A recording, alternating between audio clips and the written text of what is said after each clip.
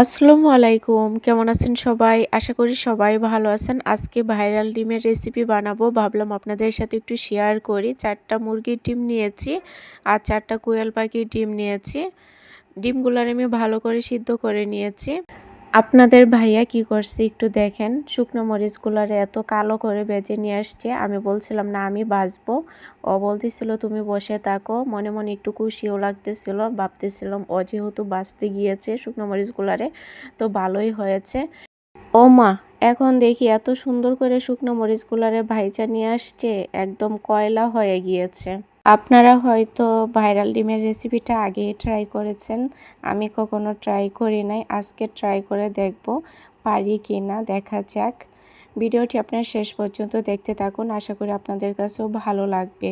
পেঁয়াজ কুচি নিয়েছি আর কাঁচামরিচ কুচি নিয়েছি আর একটু লবণ দিয়ে আমি সবগুলোর একসাথে একটু মিশিয়ে নিচ্ছি।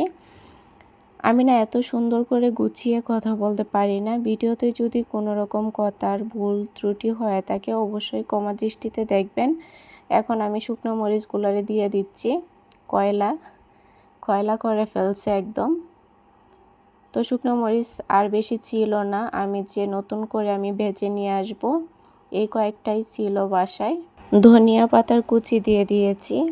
কে কে ভাইরাল ডিমের রেসিপিটা বানিয়েছেন অবশ্যই কিন্তু কমেন্ট করে জানাবেন। আমি একদিন একটা ভিডিওতে দেখেছিলাম একটা আপু ভাইরাল ডিমের রেসিপি বানাচ্ছিল, তখন তেমন বেশি একটা খাওয়ার ইচ্ছে হয় নাই।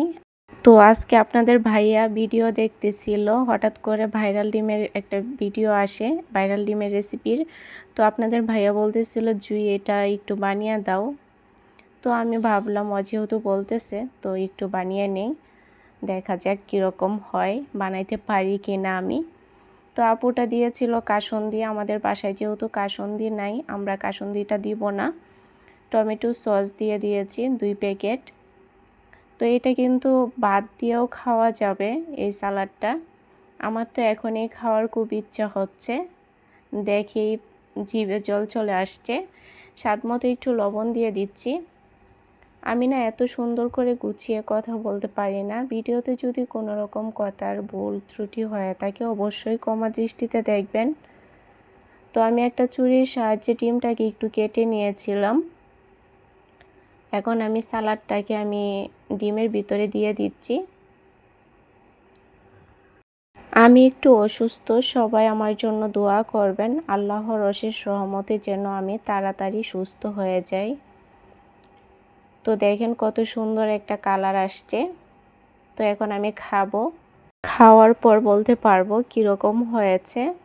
তো আমি 4টা ডিম সিদ্ধ দিয়েছিলাম, একটা ইকরাম নিয়ে নিয়েছে। তো আবার এখন সিমটি দিচ্ছে আরেকটা নেওয়ার জন্য। তো আমি একটু খাওয়ার পর আপনাদের ভাইয়াকে একটা দিলাম। তো ভালো থাকবেন, আল্লাহ হাফেজ।